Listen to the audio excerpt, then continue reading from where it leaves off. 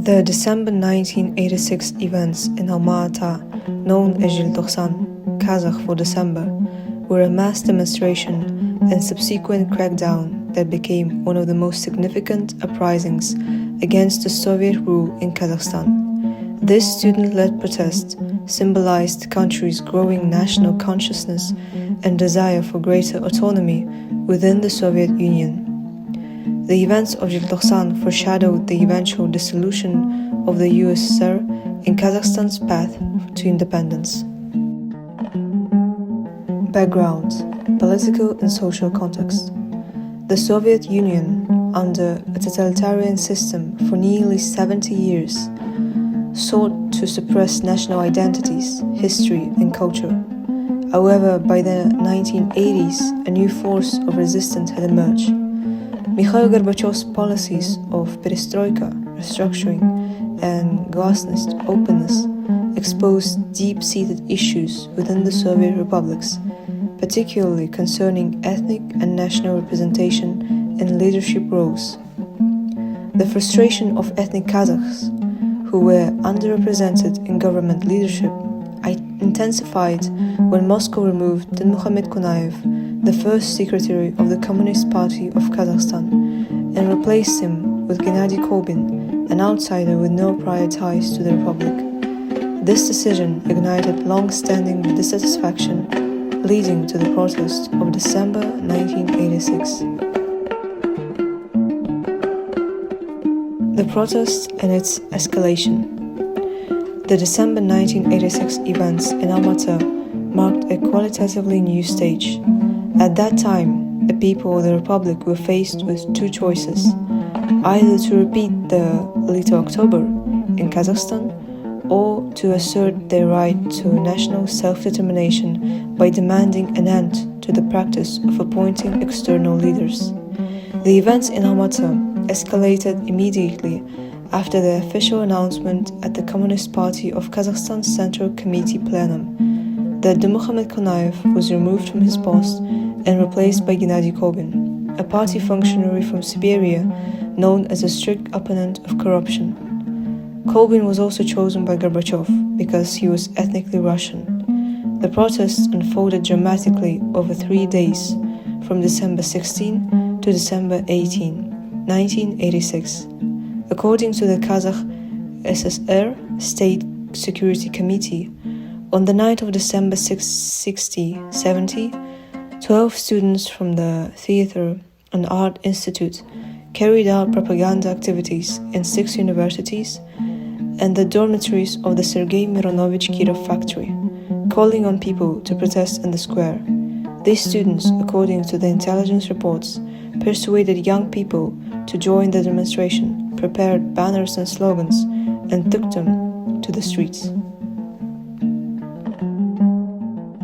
Early in the morning of December 17, groups of young people, some acting independently and others in an organized manner, took to the streets.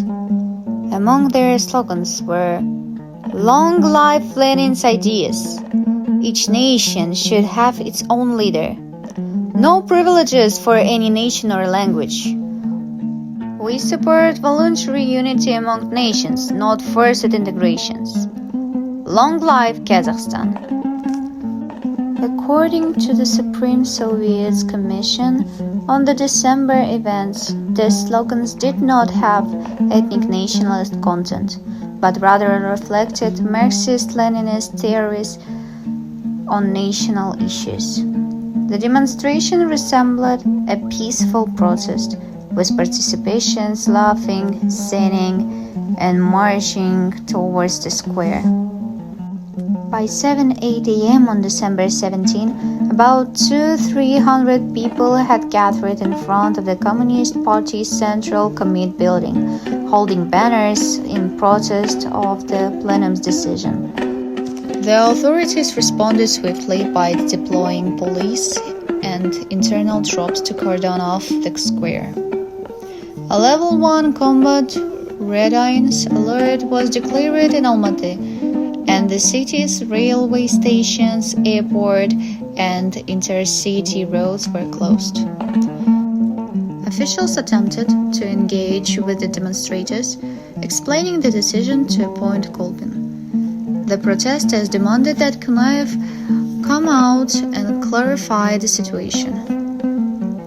By 11:30 a.m., the square had partially emptied, with demonstrators moving to other city streets. The police and security forces followed them.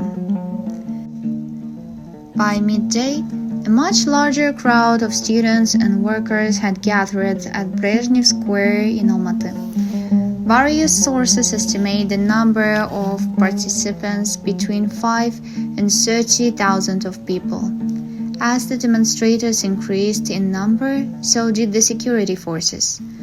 Official sources later provided conflicting figures on the number of security personnel involved.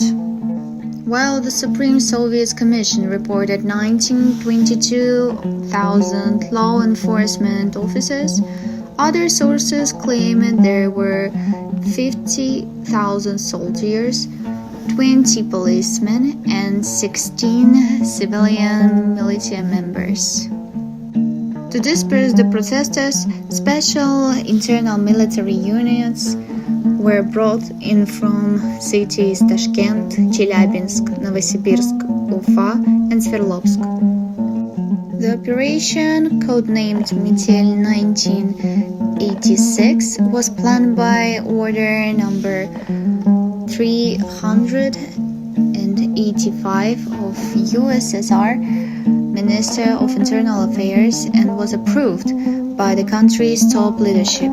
The crackdown was personally overseen by Mikhail Solomyantsev, a member of the Soviet Politburo, who had previously held a controversial position as the second secretary of the Communist Party of Kazakhstan. Brutal crackdown and consequences. Security forces were ordered to seal off the square, allowing no one to enter or leave. When new groups of demonstrators arrived, they attempted to break through the cordon, leading to clashes. Those inside the square helped the newcomers push past the barriers. As tensions peaked, Kazakh SSR Minister of Internal Affairs Knyazev gave the order to begin the crackdown. Soldiers armed with shields, batons, and shovels started dispersing the crowd. People began running, trampling one another. The confrontations between protesters and security forces turned into brutal street battles. Fire trucks and special equipment were used to disperse demonstrators. By midnight, the operation to clear the square was nearly complete. Many were arrested, beaten, and taken away. Security forces continued chasing and arresting protesters in nearby streets, residential buildings, and dormitories, even using tracking dogs. Kazakh youth bravely stood against the totalitarian regime during the December 1986 uprising, making an immeasurable contribution to the national democratic movement within the Soviet Union. The events were not directed against the other ethnic groups.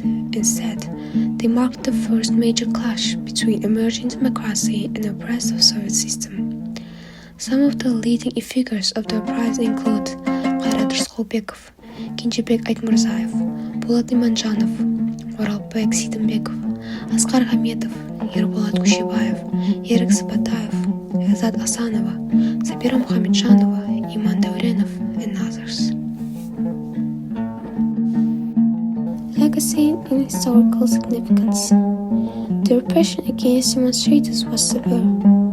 20 emergency medical teams treated 540 injured people. 209 were hospitalized and 1,722 suffered bodily harm. According to the Supreme Soviet Commission, about 8,500 people were detained. The prosecutor's office interrogated 5,324 people, while the KGB questioned 850. Nearly 900 people were punished and with administrative penalties, including fines and detentions. 1,000 1,400 people received severe warnings. Despite Moscow's suppression, the December events could not be erased from history. The protests shook the foundations of the Soviet regime and played a key role in the struggle for Kazakhstan's independence. The sacrifices made during these events were later acknowledged, and in 1991, Kazakhstan became an independent nation, fulfilling the aspirations of those who took the streets in December.